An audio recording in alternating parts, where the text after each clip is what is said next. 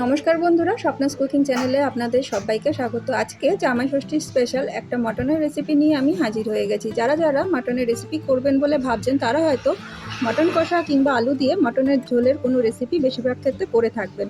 আমার মতো করে একবার মাটন লাহরি বা লাহরি মটন করে দেখতে পারেন। অত্যন্ত সুস্বাদু এই রেসিপিটি আমি কিভাবে করি চলুন তাহলে দেখে নেওয়া যাক। মাটনটা তৈরি করার জন্য এখানে একটা টমেটো নিয়েছি, বেশ বড় সাইজেরই। আর টমেটোটা পেছনের এই পোর্শনটা কিন্তু আর করে নিয়েছি, কেটে নিয়েছি। আর এখানে দুটো কাট করে নিয়েছি। এটা করার কারণ হচ্ছে যখন এটা ব্লাঞ্চ করব, ব্লাঞ্চ করার পরে যে খোসাটা কিন্তু তুলতে সুবিধা হবে, সেই জন্য এই কাটটা করে নেওয়া আছে। জলটা গরম হয়ে গেছে, তার মধ্যে টমেটোটা দিয়ে দিচ্ছি।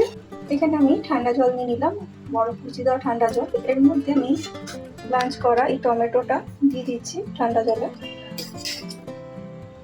2 মিনিটের মতো এখানে টমেটোটা ব্লাঞ্চ করে রাখা টমেটোটা কিন্তু জলে ভিজিয়ে রেখেছি, এতে গরম ভাবটা চলে যাবে, এতে খোসাটা ছাড়াতে সুবিধা হবে। খুব সুন্দর করে কিন্তু এই কাট করার জন্য কিন্তু খোসা কিন্তু ছেড়ে যাচ্ছে। ব্লাঞ্চ করে নেওয়া টমেটোর খোসাটা কিন্তু ছাড়িয়ে নিলাম। একটা মশলা তৈরি করতে হবে, আর এই মশলাটা ঘরে থাকা উপকরণগুলো দিয়েই কিন্তু তৈরি হয়ে যাবে। নিয়েছি বড় চামচের 1 চামচ গোটা জিরে, এখানে নিয়েছি 1 চামচ গোলমরিচ, রসুন নিয়েছি, আদা নিয়েছি, আর নিয়েছি কাঁচা লঙ্কা।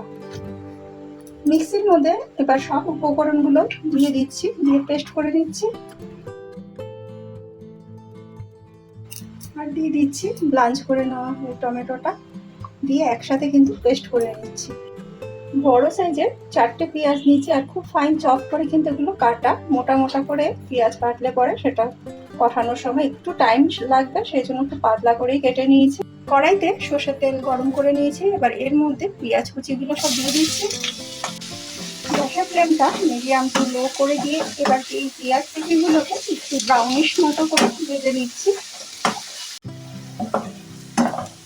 পেঁয়াজটা ভেজে নিয়েছি, প্রায় মিনিট 2 ধরে হাই ফ্লেম করেই ভেজেছি। আর পেঁয়াজের কালারটা কিন্তু এখন বেশ ব্রাউন রঙে চলে এসছে। এখানে আমি মটন নিয়েছি 500 গ্রাম, আর মটনটাতে ফ্যাট সমেত নিয়েছি। প্রত্যেকটা মটনকে গায়ে কিন্তু অল্প ফ্যাট আছে।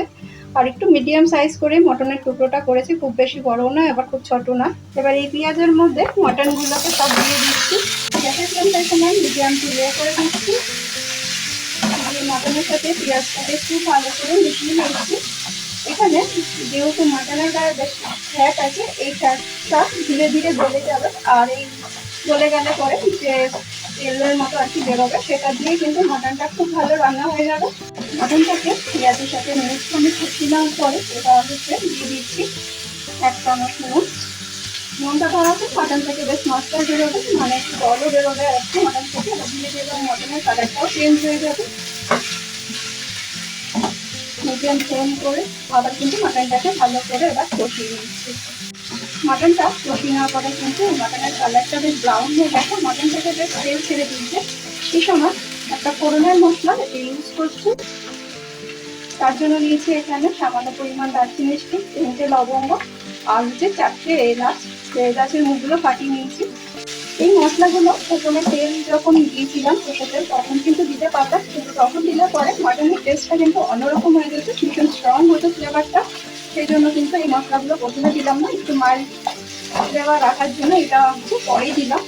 আর দিয়ে দিলাম জায়ফল গুঁড়ো, এখানে 1 চামচের মতো জায়ফল গুঁড়ো আছে, এটা অবশ্যই কিন্তু দিতে হবে। চামচ হলুদ গুঁড়ো,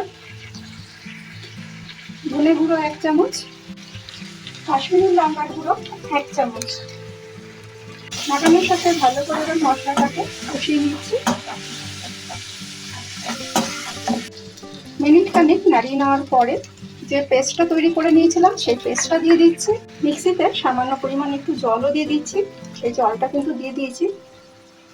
এবার মাংসের সাথে সমস্ত মশলাকে খুব ভালো মতো করে কিন্তু কষিয়ে নিচ্ছি।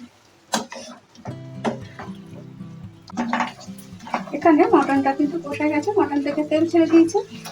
এই পর্যায়ে এসে জল দিয়ে কিন্তু কড়াইতেই ধীরে ধীরে ধীরে ধীরে মটনটাকে ভালো করে সুসেদ্ধ করে নেওয়া যায়। কিন্তু আমি এখানে কড়াইতে করবো না, এবার আমি প্রেশার কুকারে এটা দিয়ে দেবো, তাতে খুব তাড়াতাড়ি হয়ে যাবে। 6খানা সিটি দিলে পরে কিন্তু মটনটা একদম নরম হয়ে যাবে। আর কড়াইতে করতে গেলে মোটামুটি 40 মিনিট থেকে 1 ঘন্টা টাইম লেগে যাবে। সেক্ষেত্রে অল্প অল্প জল দিতে হবে বারে বারে এবং কড়াইটা ঢাকনা চাপা দিয়ে দিয়ে মটনটাকে সিদ্ধ করে নিতে হবে। মটনটাতে পরিমাণ মতো এবার জল দিয়ে দিচ্ছি। কুকারে 6টা সিটি দেওয়ার পরে গ্যাস ওভেনটা অফ করে দিয়েছিলাম। কুকারটা ঠান্ডা হয়ে যাওয়ার পরে কুকারের ঢাকনাটা খুলে নিয়ে সেকেন্ডবারের জন্য আবারও কিন্তু ওভেনটা অন করে দিয়ে বসিয়ে দিয়েছি। এরপর 1 চামচ ঘি আর চা চামচের 1 চামচ শাহি গরম মশলা গুঁড়ো দিয়ে আর 3টে সাথে চেরা কাঁচা লঙ্কা দিয়েছিলাম, দিয়ে মিনিট খানিক ভালো করে ফুটিয়ে নিয়ে ওভেনটা বন্ধ করে দিয়েছি। তৈরি এখানে লাহোরি মটন বা মটন লাহোরি। এইভাবে খুব সহজে এইবার ষষ্ঠীতে কিংবা যে কোনো ছুটির দিনে এই মটনের রেসিপিটা আপনারা করে নিতে পারেন। এটা যে কোনো ধরনের রাইসের আইটেম কিংবা রুটি বা রুটি ধরনের যে কোনো আইটেমের সাথেও কিন্তু খেতে ভীষণ ভালো লাগে। আশা করি আমার আজকের এই রেসিপিটি আপনাদের ভালো লাগবে। যদি ভালো লেগে থাকে অবশ্যই একটা লাইক, কমেন্ট আর শেয়ার করবেন। আর নতুন নতুন ভিডিও পেতে আমার চ্যানেলটা সাবস্ক্রাইব করার অনুরোধ রইল।